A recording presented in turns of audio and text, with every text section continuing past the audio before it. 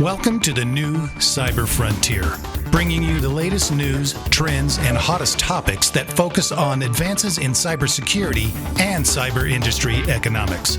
Our expert yet down-to-earth hosts make cybersecurity straightforward. They ask the tough questions and make this challenging topic something that everyone can understand. Our candid approach lets guests open up on topics we would all like to see addressed. You can find us on the web at newcyberfrontier.com. That's www.newcyberfrontier.com. Now join today's host as he introduces the topic for today's new Cyber Frontier. Welcome back to the new Cyber Frontier, everyone. This is Shawn Murray. We have a great guest, the former Chief Security Officer for many, many years over at AT&T, now with a startup that he created, very unique, Tag Security. I'm going to welcome here Ed Amoroso. Welcome to our show, Ed. Lots of time contributing to AT&T, Bell Labs prior to that, and you've spent about 31 years in academia and currently over at NYU, and spent some time at Stevens as well. Welcome to the show. Why don't you give us a little bit about yourself? Well, thanks, Shawn. You did a pretty good job there. That's more or less the highlights. I've been in cybersecurity basically my whole career. We didn't, as you know, they didn't call it that in the early days, like computer security or InfoSec. And over time, I think you and I are probably examples of people who are pretty surprised that this geeky thing we were doing a long time ago has gotten to be really, really, really important to the world. So glad to be here with you, and looking forward to an enjoyable discussion. Yeah, when you talk about somebody who's kicked it around over the years, we now have this new sexy term called cybersecurity. It really is all about information security at the end of the day. New technologies, new pervasive technologies, terms like IoT, and I heard a new term a couple of weeks ago, AIoT, artificial IoT, so artificial Internet of Things. So I thought that was pretty interesting that we're categorizing those things. We're in a pandemic, so people are in phase one. We're jumping to too many new technologies and platforms without considering the security implications, right? So what is it about Tag Security that you can tell us about? Tell us about your company and the thought process. All those years of experience, both as a practitioner, as an academic, you've seen a lot of things right, you've seen a lot of things wrong, and you're taking that experience and you created this unique organization that our listeners are absolutely, in my opinion, going to love. I love it. I love the concept. You know, Shawn, imagine you and I and one of your listeners all walking into the expo at RSA. We've all done it many years. And you know that feeling when you pass the guard, you walk in, and then you look at it and you go, you got to be kidding me. Like you look at them, just each of the expo halls with 400 or 500 companies. And you know what? Every single one of them run by somebody who has the guts to start a company, like trying, and the families behind them, they're trying, and they want to deliver a platform, they want to make money, and they're all looking around too, saying the same thing, like, you got to be kidding me. So that problem for both enterprise, like what do you do, and vendors, like how do you get noticed? That's what we do at Tag. Now, the problem that's, I think has been pretty pervasive is that to date, the way you deal with that is you go to the analyst community and you ask them, you pay them like $100,000 to mention you in a report, or you pay them off a bunch of years to be up in the higher part of a quadrant, or worse, you pay them off a bunch of years for them to give you that starter, like loser quadrant. We'll start you in the bottom left, and then as you, over the years, we'll move you up. It's just a really silly, meaningless process. I mean, like to tell me that a Lamborghini is better than a Hyundai, you and I would go, well, yeah, but like for a college kid with no money, maybe a Hyundai is better. So there are reasons why quadrants and waves are just a terrible idea. So we really started Tag to disrupt the research and advisory business, something I'd been thinking about for a long time, and it just was bothering me that just didn't seem like it was serving our industry well, something I've devoted my entire life to. So now I get up every day, and we get up and we go try to be the Gartner. That's basically what we're trying to do, trying to democratize and do it properly. Yeah, that's a big deal, and that's a big claim too, right? So, when we look at the metric streams, the Gartners, the research institutes, who's paying the price, who's funding what information, and who gets to say what information is important. That's all. It's all part of the discussion. It's pervasive. We're going to come back and we're going to have a continued conversation with Ed over at Tag Security. We're going to be right back right after our sponsor. Cyber Resilience Institute helps build strong cyber communities designed to prevent members from attack. Like building a neighborhood watch, it takes coordination and a sharing community to protect our identities and valuables in the virtual world. Typically, we hear that organizations know they need to do something to protect their cyber assets, but don't know where to begin. Let Cyber Resilience Institute help your community create an action plan. Cyber Resilience Institute will build your community or business marketplace so that it is designed to support a collective cyber defense. Contact them for more information at cyberresilienceinstitute.org.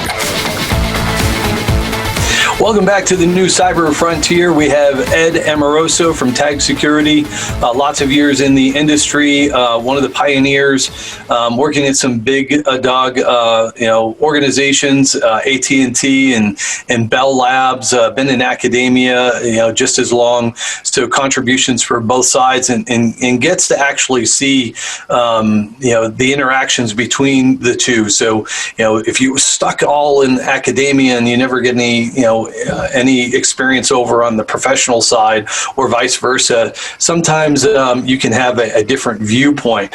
So taking the experience of both sides of the coin, so being in academia and then being a practitioner and then taking the experience from both sides to create this company, Tag Security, explain how that makes you feel and how does that benefit your clients? Well, it's funny, for many years there's been like disdain between the two groups, and because you teach, like academics view practitioners as these frivolous money chasers just building platforms that don't work, and the practitioner community looks at academics as a bunch of people writing papers that nobody reads. The people who can't write. For people, so I mean that's like the two communities kind of beating up on each other, and it's another thing I've devoted my life to doing, like kind of bridging the gap. Like I did 180 Coursera lectures that I think you can get that stuff for free. And, it's really my attempt to try to make complex topics accessible to practitioners. And when I say complex, I mean things like, the bowels of public key infrastructure and the way Kerberos, messages are sent back and forth to share secrets and create single sign-on. Those are beautiful technologies. People don't have to be mathematicians to understand it. And usually when academics have a hard time explaining it, it's because they don't understand the damn thing themselves. So really, I do spend a lot of time trying to bridge that gap, because it is a mistake, I believe, for practitioners to ignore foundational issues. I know you know that because you teach. But by the same token, it's crazy to, when you get this bearded professor up explaining crypto and saying this is how you make everything secure, that's also utterly ridiculous. I remember one time going to the cryptographers panel. You go to it, RSA, I always go because I think it's fun. And somebody said something like, one-time pad is perfect. And there's a kid sitting next to me and he mutters, he's like, yeah, but what if somebody steals a pad? I nudged the kid and I said, that's exactly right. Like I said, hold that thought for the next 30 years because you're right.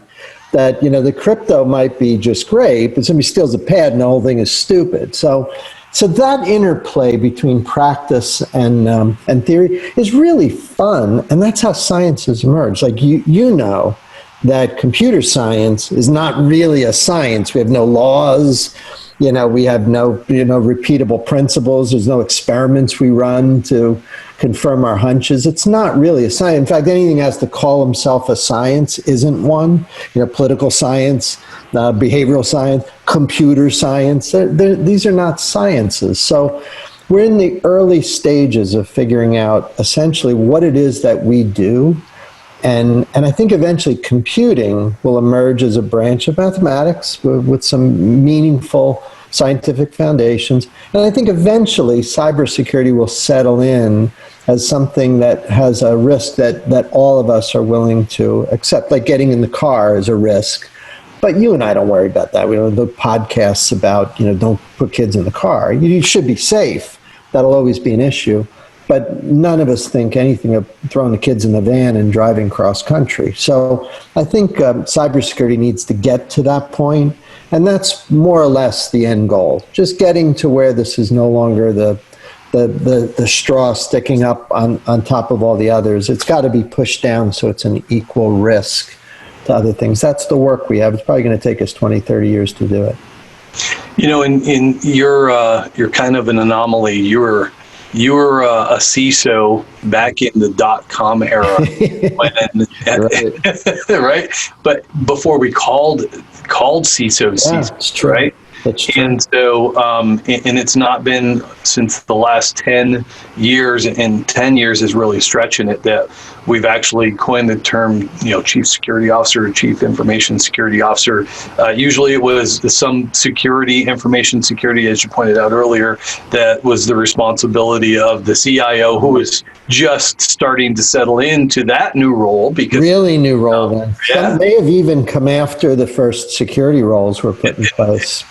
And they struggled to fit into the board, and now they're a staple in the board, just like the CFO, CRO, and everyone else. Yeah. And so here we are, in the second decade of a new millennium, and CISOs are starting to get recognized.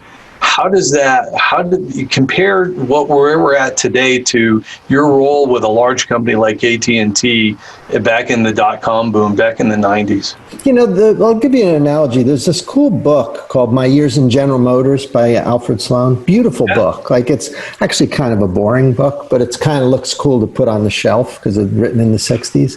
But if you buy the book, you'll see it has org charts for General Motors in 1920, 30, 40, 50, and 60. Very cool. Like literally the org charts. What I noticed was in the 20s, there was no evidence of a personnel department anywhere in the org charts.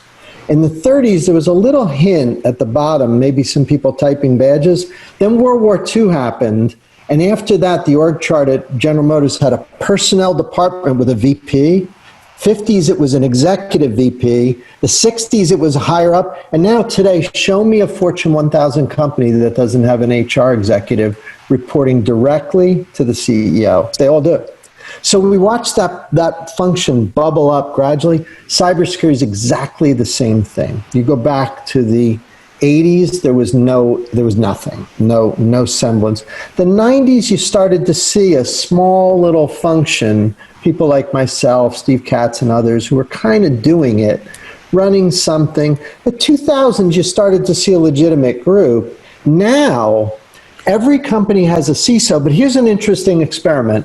Go look at the Fortune 1000, look at their websites, and when you click on Meet the Team or Meet the Leadership Team, and it's that posed photo where they're all wearing a suit, and it's like the whole group there, and there's the CFO and the CEO and the head counsel.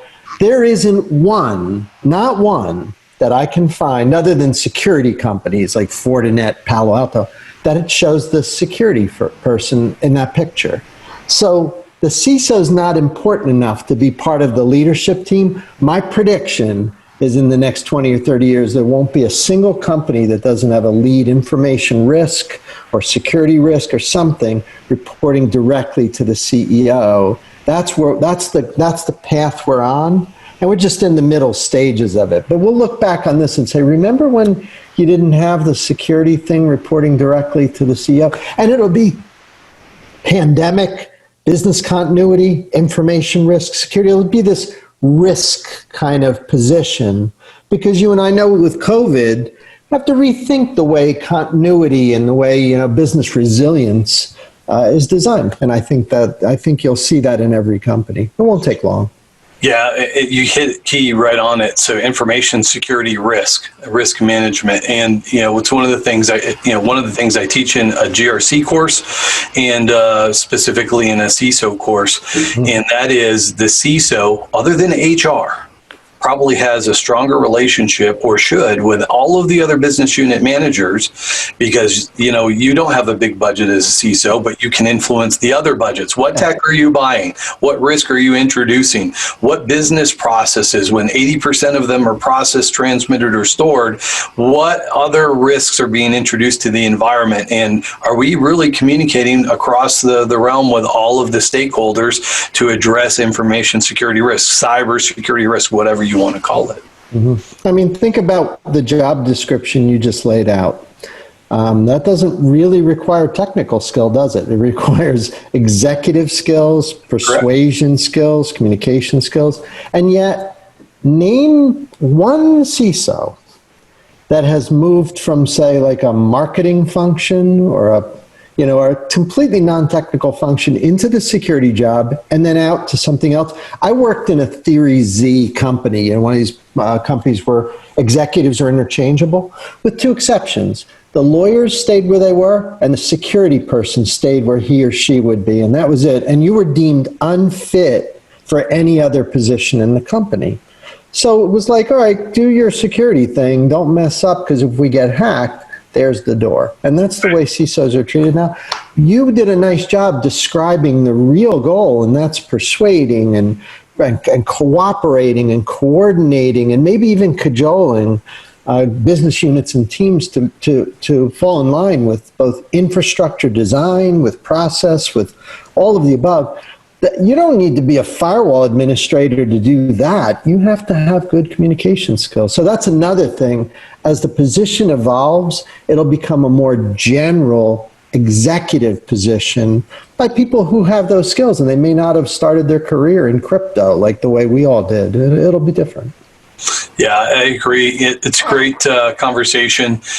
We're right at that point where we're going to go and take a little bit of a break. We're with Ed Amoroso from Tag Security. Great conversation. We'll be right back after this message.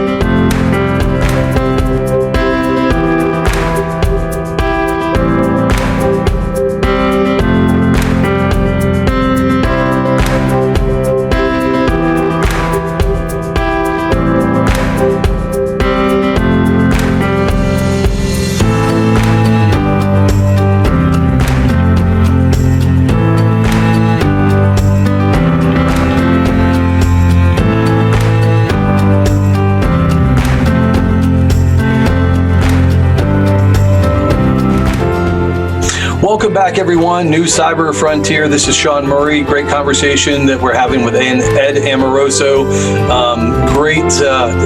Great skills, great knowledge on the academic side, on the practitioner side.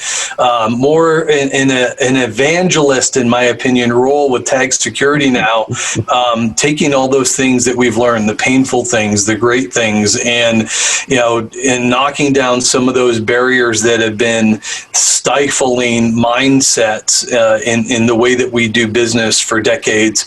And we just before we started the session, you were talking about some of the things that Tag Security does in helping organizations.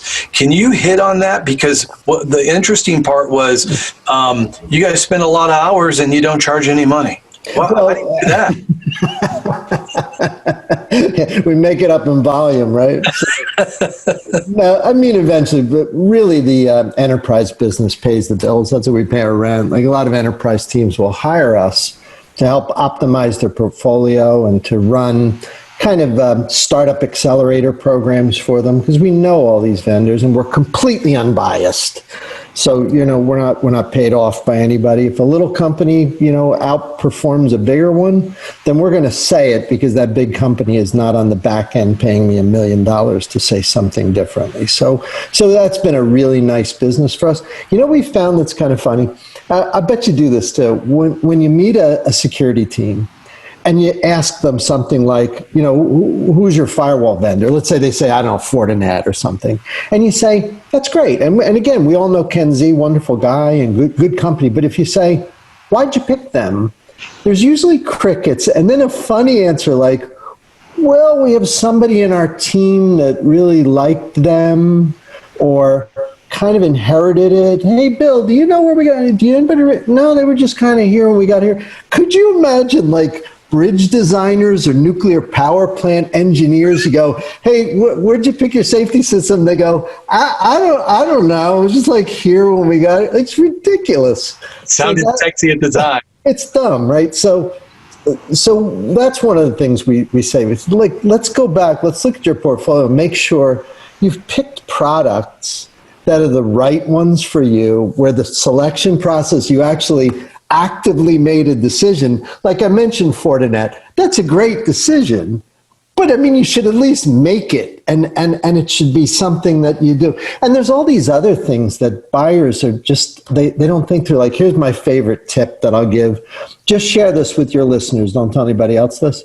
But if you look at all the vendors you have in your portfolio, and you just ask them when their fiscal year ends, you know that if their fiscal year ends in July, that you're going to get 10% off anything you buy in June. So why don't you just keep track of that? And I do, and we do. And when we go to enterprise and they say, we have to cut 10% of our budget, I just say, well, just find out when everybody's fiscal year ends, and that's when you re-sign, because they'll sign any paper in the 2 weeks before the end of their year. So if you know when it is, then you can cut your budget. I mean, little things like that are practical that people don't do. It's like so amateur hour not to do that sort of thing. And we built a very nice practice doing that. I don't know that Gartner and Forrester could come anywhere near our ability as practitioners. So I have a bunch of old AT&T executives working with me. We're like the old 1974 Washington Redskins, like we're a bunch of old guys helping companies out. And we've got some diversity in the company, but we are a lot of old guys. But we love it. We're able to really go in and give the tips and the tricks that we've learned over the years. So that's how we're able to help vendors in a democratized way. We can charge a large bank. Again, just between you and I, we'll charge them a lot of money to do that. But I don't mind charging a bank. But I don't like to charge a little startup. I like to see them get a great deal. That's a great balance. And I like the perspective of the integrity behind and the mindset. Take all those lessons learned from you and your team over the years, and share those little tidbits. Yeah, the little analogy just associated with the fiscal year. Who's got that mindset? Thinking when you're running around putting out fires all day long. Wow, what a great idea! Because CISOs don't have a big budget, right? And depending on the size of their portfolio, what they're in charge of. But again, that influence piece to it. I know the former CISO from Michael's department store. He was in one of my first CISO classes, and it was him and the former. He as the former CISO and the new CISO. Well, after the Michael's breach, that was going back. He laughs. He goes, we had to hold somebody accountable, Michael. And so, sorry, you got to go, but we want to hire you back and to hire your replacement and consult with you to make everything better. So Mike laughed at it, but he would go back and he'd talk about the fiscal year thing. And he said he would set up a shrine in his office with a coffee pot and all these other things. And he'd sit there for 2 or 3 days at the end of his fiscal year. And he had like 3 or 4 different phones, negotiating with vendors who were yelling and screaming obscenities at him. And it's when he made his best deals. So, yeah, it's that experience that as a practitioner who's been around the horn and experienced those types of things, you do learn some tips. And to be able to pass those on, especially startups, small businesses, it's the integrity, a goodwill piece to it. Let's go back over to the academia side. Contributions over there, you're writing papers and publishing and speaking at conferences. And so give us a little bit of, what are your contributions on that side? And we know that we only have a few minutes. Well, let me just plug the CCS Index. So Dan Geer is a good friend of mine, and he contacted us over at NYU. I'm in the computer science department there. He called us up and said, hey, would you help us with this index? He'd been working with Mukul Parikh, who's now, I believe, at Wells Fargo. Good guy. And these are two metrics geniuses, right? These guys are good, right? And they created this sentiment index about 10 years ago where they asked a bunch of cybersecurity experts. I was one of the ones they participated in. At AT&T, we supported this, to basically say, what do you think about security this month? More or less. It's a bunch of questions, but it comes down to, what do you think? Like real sentiment, what's your gut? And they'd been graphing it, and there wasn't much shape to the graph, and they wanted us to look and get involved, and we took the whole thing over. Now with our graduate students at NYU, I run a metrics seminar each fall, and we have a bunch of students, and we're about to publish a paper, I think it'll be in computers and security, that really comes to the conclusion that while you can't use sentiment to predict something, I can't look at a sentiment index and go, oh my gosh, next week Michael's is going to get hacked.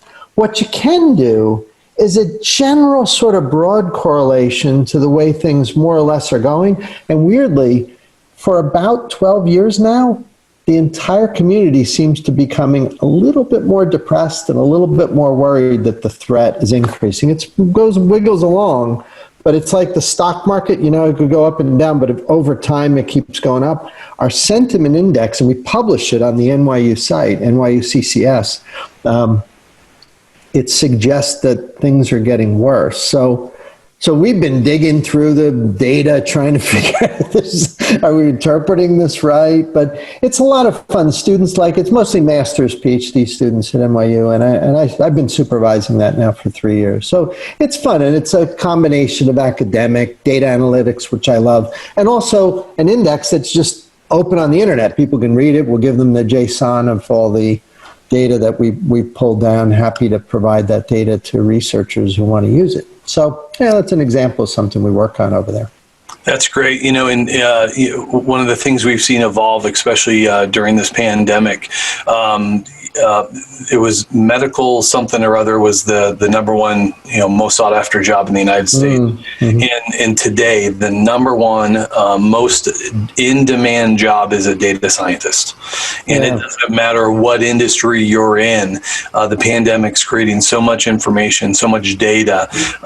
We can't ingest it all. And so if you take a look at that as a discipline, as a researcher, that aspect of what you're doing, your contributions, get some philanthropists to stand up a wing, build a wing. Yeah. Oh, we've hit some of the big guys up. That's one of the ways. I wish I could say their names here. I would have to ask them first. But there's some wonderful venture capital groups and private equity companies, and some individual investors who've been very kind to help us, with grow the thing. And obviously NYU supports us. They give me some discretionary budget. But the main thing is we've gotten a lot of help from the outside, and Dan Geer, Mukul, and Nasser Memon, who helps me with the thing.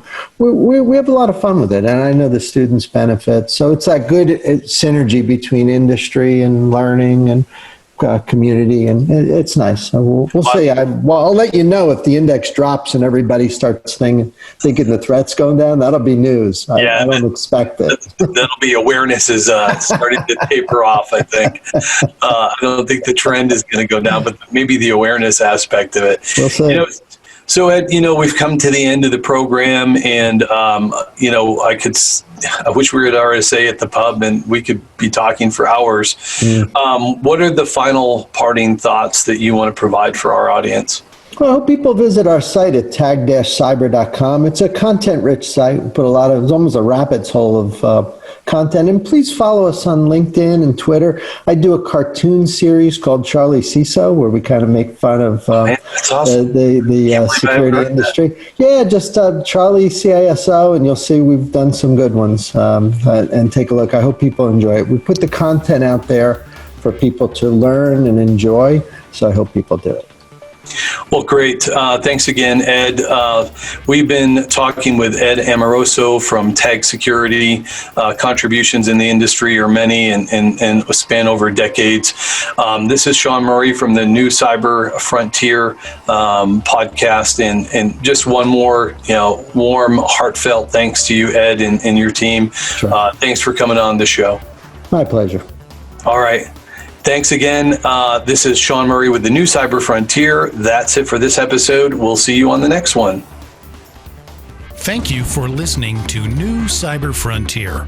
Remember to follow or like our post and circulate each new show to your networks. We keep you informed, bring you the latest news, explore new trends, and find the hottest topics. With New Cyber Frontier, you don't have to be a computer or cybersecurity expert. Just get plugged in. We encourage you to get involved. Tell us what topics interest you and join our mailing lists. You can find us on the web at www.newcyberfrontier.com. That's newcyberfrontier.com. Check out our previous interviews and please let us know if there are any topics that you would like to hear discussed. See you next time on New Cyber Frontier.